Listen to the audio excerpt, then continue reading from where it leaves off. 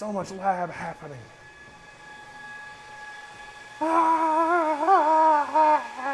That's Milan X. It has 1.5 gigabytes of L3 cache, and it's running all my benchmarks. This is the game changer. It is completely bananas. AMD Epic indeed. This is epic.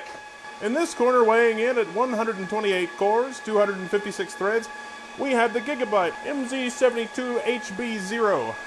And in this corner, we have AMD's test platform, the Daytona dual socket server. Woo! Get some red lights and at 1.5 gigs of L3 cache, half a terabyte of memory. Let's put the top back on before it gets angry. Currently doing Windows testing because of reasons. But this is happening. It's happening right now.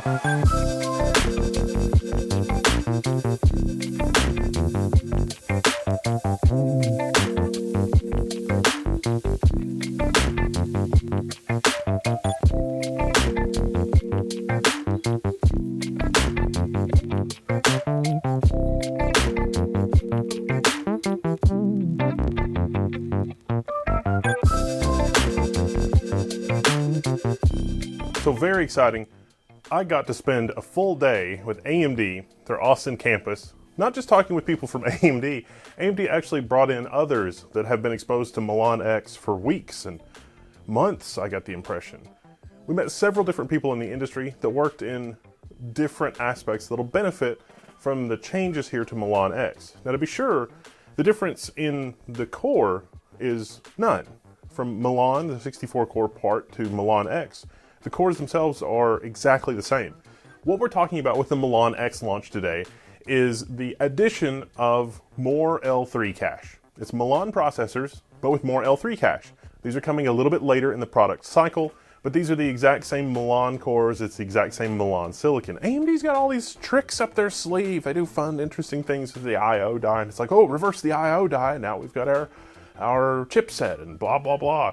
So it turns out that the connections here for more L3 cache have been here since Epic Rome, but it took that long in the software cycle to sort of catch up and sort of rethink how we do things from a software standpoint in order to really take advantage of this. So we moved from 256 megs of L3, if we're talking about an Epic CPU that has 8 chiplets, to 768 megs, an additional 64 megabytes per chiplet.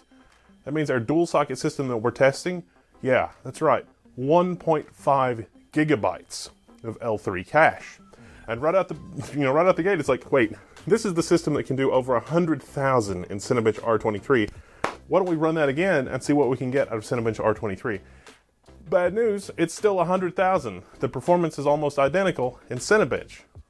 Why is that? It's because Cinebench mostly already lives on the CPU. It doesn't have to communicate with memory. L3 cache comes in when the working set is so large that it won't fit in the cache on the CPU. Milan already has a monstrous 256 megabyte L3 when we're talking about, access across all 8 chiplets. This is taking it to the next level. Cinebench doesn't really help. So we met industry experts talking about fluid dynamics and simulation. CFD, computational fluid dynamics, that's kind of a big deal in the industry. Those folks are willing to spend a lot of money. The first company we heard from was Ansys. Ansys, they're a huge company in engineering. Lucid Motors and their design, well, guess who's working with them? They've been evaluating Milan X for a number of months now, and including the AOCL Bliss library. Now this is a math library, basically, but you can do certain fun things with math libraries and math algorithms when you've got so much cache. So they're seeing a 10% to over 100% speed up, depending on the size of the problem and other parameters that go into it. One of the test problems they shared was a 3-car collision. Now this is a physics simulation, a mechanical simulation of 3 cars colliding. And they want to look at how the frames deform. And this is a real true, like if you make this out of metal, and you do the simulation, this is what we're talking about here, engineering simulation, these big gnarly problems. And Ansys provided a ton of documentation and a ton of examples and places where it's like, okay, this job really didn't see a tremendous speed up, but this other job was more than twice as fast, just increasing the amount of cache that was available to the processes running on the cluster. This was a really insightful presentation from ANSYS. Siemens, for example. I'm Joshua Strodbeck. I am the Technical Product Manager for High Performance Computing for the SimCenter Star CCM Plus product at Siemens. So when we talk about a 1 billion cell simulation, you have to remember that SimCenter Star CCM Plus has a fundamentally scalable high performance computing type of architecture. That means when you have a large problem, you can chop it up into small pieces and run it on huge numbers of cores. So for 1 billion cells, you might see a user run on as many as 30,000, sometimes even more cores. We typically recommend about 2 gigabytes per million cells of memory, so these are often very memory intensive simulations as well. And overall, you're going to see from our users a demand for lots of processing power, lots of memory, and lots of bandwidth. This is just going to hit the computer about as hard as it can be hit. 30,000 cores on your Siemens cluster is not unusual, especially when you're doing large simulations. Sometimes your large simulation might have 1 billion solids that it has to compute. And this is data that's from the real world, so it doesn't really fit neatly necessarily into 2- and 3-dimensional vectors. And so the access pattern, if you're trying to, it's like, okay, is this row-wise, is this column-wise, what do I need to do to optimize my algorithm?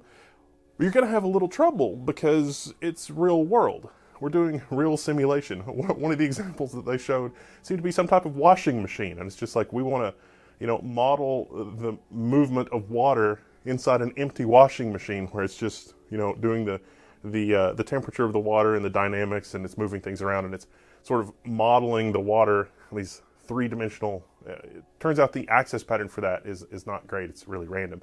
And so depending on how much speed up you get has to do with how complex the models are. And then there's this thing that we heard about called superlinearity, which is, if you go from 4 nodes in a cluster to 8 nodes in a cluster, your best case scenario is that you cut the time in half. With Milan X, that's out the window. You can actually get better than half. You get a better speed up when you resize the problem so that more of the problem is able to live in the processor cache. If you have a million solid thing that you're simulating, for example, on a single system, you can see a 1.8x speed up because things are living inside the cache just when comparing Milan to Milan X. Having that much cache available means that you don't have to go to main memory as much, even for these weird access patterns that are very difficult to predict, and so that's a pretty amazing speed up. Similarly, by the same token, the sword cuts both ways. If you have an absurdly complex simulation that has, say, 10 million solids, the performance uplift is only about 10%, moving from 256 megs of L3 cache to 3/4 of a gigabyte. 10% speed up might not sound like a lot, but for these jobs running 30,000 cores, you run something like that overnight, you're going to save an hour off of that job.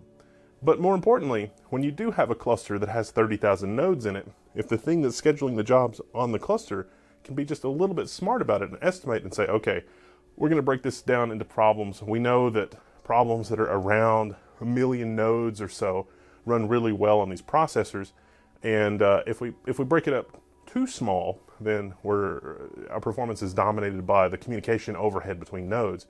And if we leave the job too big, then we don't get that superlinearity. So if we pick the job and slice it up into slices that are just the right size, we can get 1.5x speed up, or 1.6x speed up, or 1.7 or 1.8x speed ups just from having the large cache, because we've picked an appropriate size job that can live on those processors. And so then the question becomes, well, what's the cost delta on that? Well, from a licensing perspective, Patrick from Serve the Home was there to ask all the licensing questions. None of the vendors indicated that there's going to be any licensing or charge differences between Milan and Milan X. It's the same number of cores, it's the same number of access, it's the same amount of compute, raw compute, you just get more cache. So if you can get a 1.8x speed up from that, no problem. What about the cost of the CPU then? It's an extra $800 per socket. A trivial cost. So then the question becomes, are there any regressions? No, there's not really any regressions. You can actually, even in the BIOS of your server, disable the extra L3 cache. If by some miracle you trip over a bug or something where The software doesn't expect you to have 3/4 of a gigabyte of cache. You can disable it. Now, the 7773 does turbo a little lower, and it does clock a little lower, owing to the different thermals. And I was able to observe that on our test system when testing under Linux. It'll use a little bit more power because we've got another 64 megs, but the amount of power that it uses seems to be negligible. So we're talking about maybe 100 megahertz difference real world when we're looking at these kinds of DevOps jobs that I'm running, which we'll get to in a minute. But yeah, it's for common computational things, computational fluid dynamics. Not just Siemens, also. It also turns out microprocessor simulation is another one. AMD wanted to show the performance uplift for doing, processor simulation. And they said, well, we have the Zen 4 core. Let's show you the simulation of the Zen 4 core. Psych, just kidding. No, the performance uplift is there. And we can see it in the jobs. Like, they logged me into the terminal and we're like, look at the differences on the terminal. And it's like, I believe you, but I didn't actually get to see any registers or flip-flops or anything in the Zen 4 core. And that's not exactly something that they're going to give, rando YouTubers. It's fine. It's totally fine. Hey, I'm Phil Steinke. I'm a fellow in our Central Methodology and Tools Department at AMD, and one of the main areas I specialize in is looking at the EDA workloads that we use to design chips and how they run on our EPYC platform. So we did an EDA verification on that, Milan versus Milan X, monster CPU versus monster CPU with 1.5 gigabytes of RAM in the dual socket configuration. Yeah, it's faster. And this is verifying the actual silicon layout stuff, the EDA, for the 6900 XT GPU, AMD's own. So AMD's definitely dog-fooding their own products here. We grabbed one of our big gnarly simulations a little while ago. This is simulating the graphics core on our flagship Radeon 6900 XT graphics product. And it's a triangle setup and simple compute operation across the entire graphics core. So it's a big design, it's exercising the whole graphics core. It's a really hefty simulation that really pushes the tool. So we use that to benchmark our simulation performance when we're taking a look at different CPU models and tweaking out our server configs to make sure that we get the most out of it. Running that benchmark sim on our regular EPYC 7003 series CPUs versus these new ones with the 3D V-cache, we see about a 40% uplift when those jobs are just 1 to 8 and each job has a whole chiplet to run on, and an even higher uplift as the server gets loaded, up to 66% on a fully loaded 16-core CPU. And just to be clear, that's a 66% performance improvement just swapping in the CPU from the regular 7003 series to these new ones with the 3D V-cache. And so managing the jobs on these clusters, running the simulation, somebody makes a change, they might have a gazillion simulations a day. So on the Y diagram, there's many aspects that go into making a chip. In designing the function of the chip, to get it right, we have to simulate a lot that functional behavior, because every little code change could introduce bugs or change how that's going to operate. And to make sure the chip is doing what it's supposed to do, that's a key piece that we run again and again to make sure our chip behavior is as expected. We run thousands upon thousands of these simulations, probably over 1 million daily. And yeah, they chew up at least 60% of our data center. And so I really deeply appreciate having FaceTime with real world users of these products. Another thing that also stood out to me was the common theme of AMD wanted to talk to these software folks. And they're saying, yeah, no, AMD came to us and said, well, let's take a look at your jobs, your workflow, the things that you're running, and see what kinds of things would help. And it turns out one of those things was a massive, massive L3 cache. And yeah, the proof is in the pudding. The speed up is here. Hello, my name is Piyush Patel. I'm Altair's Senior Vice President for Strategic Partnerships. Altair is a software company focusing on simulation, high-performance computing, and data analytics. We've worked with AMD to benchmark our applications on the latest EPYC processor, and compared to the previous generation, we're seeing speed-ups from 1.3 to 1.8x. When we evaluated Milan X, we didn't really have to do anything special to optimize our applications. It was kind of a drop-in replacement for the previous generation Milan. And ultimately, customers, because of the way we do licensing, there's no penalization for running faster. In fact, they get better utilization of the tokens and units and licenses that they already have. The common theme here is AMD is not creating a product and then saying, okay, now it's up to you to use the product effectively. It is, this thing's ready to go. It is drop-in ready. You just plop these in a new socket. You're good to go. Most surprisingly, Azure. Microsoft has their high-performance Azure instances.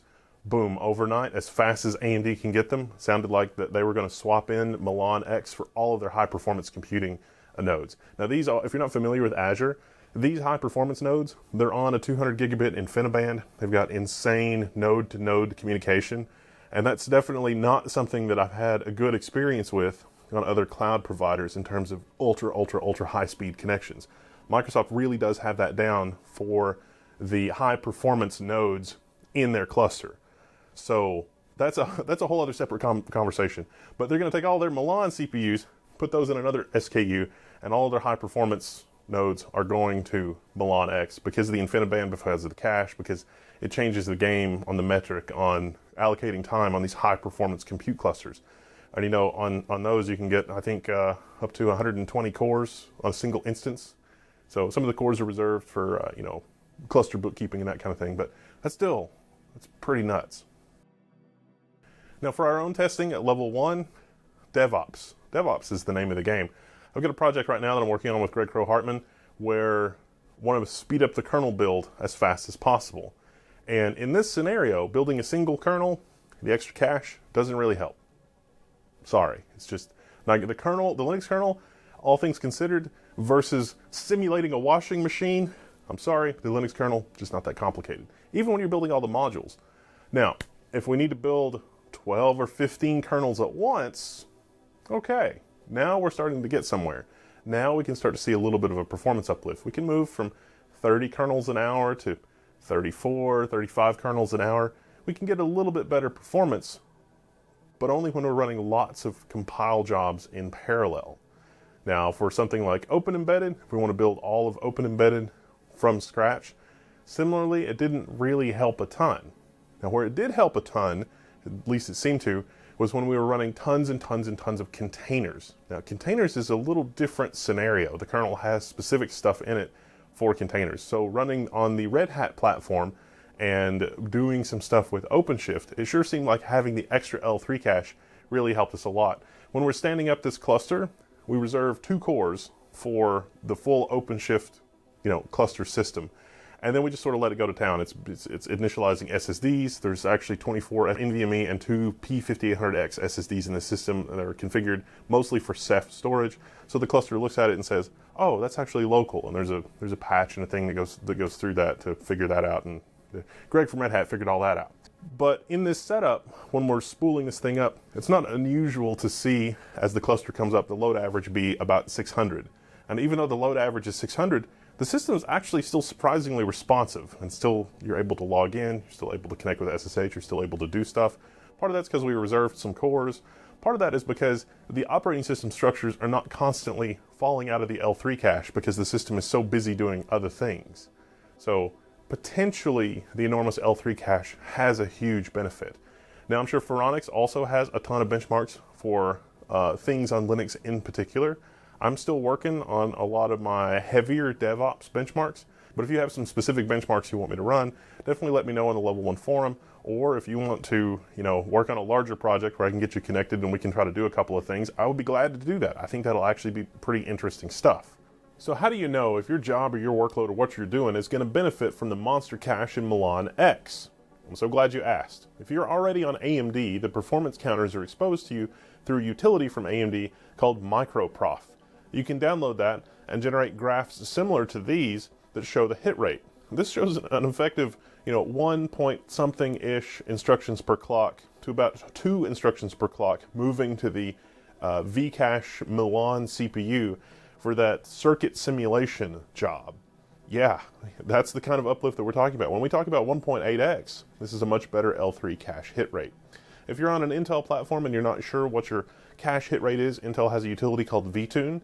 You can use that, but there's also a sort of famous open source developer, Brendan Gregg. He's written performance and other sort of performance related books about Linux and the types of performance counters that are in Linux. Check out his website and the scripts. What we're using here is really not super modified from what he has there. We're just plugging in the MicroProf utility for that, You can check that out. I'm sure we're going to have future videos on this so that you can profile your job. Now, if your job has a really high cache miss rate, having more cache doesn't necessarily imply that your hit rate is going to be better. But if you've already got a really good cache hit rate showing that most of your stuff is in cache, then you're probably not going to benefit from more cache. So you can at least learn some things. You're going to have to make an educated guess. But these are industry standard tools, and it's nice to see that. There's not a lot of black magic or smoke and mirrors going on here. So at the end of the day, it really is going to depend on your workload, and you're going to have to do a little bit of legwork to know if the job that you have will benefit tremendously from between 256 and 768 megabytes of L3 cache per socket, because that is what you need to know. If your job already reasonably fits in the cache that you have, then this is probably not going to benefit you. And that's why AMD was pretty careful to say this is not really a new flagship CPU. This is not intended to replace anything. This is meant to help solve a problem for one particular segment of the industry. You know, we have frequency optimized parts that have a higher clock speed, maybe a lower core count, 32 cores, 4 gigahertz, 8 cores and 4.1 gigahertz. Those are frequency optimized EPYC SKUs that are available. They're not intended to replace or supplant anything. There are customers that need the highest possible clock speed, and they'll use that. There are customers that previously were using, you know, souped up desktop machines because what they were running just needed clock speed. Clock speed was all it cared about.